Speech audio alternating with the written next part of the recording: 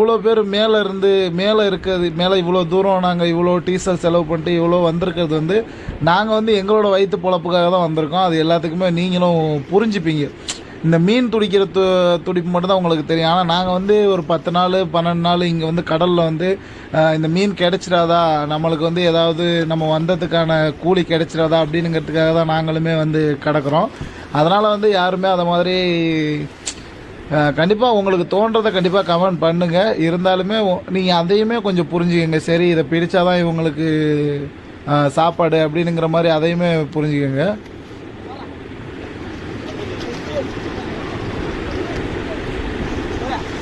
இந்த சுறா வந்து இப்போ தான் மாட்டியிருக்கும் போல், தூண்டிலில் வந்து இப்போ தான் மாட்டியிருக்கும் போல். அவ்வளோ துடிப்பாகவே அவ்வளோ இதாக இருந்துச்சு.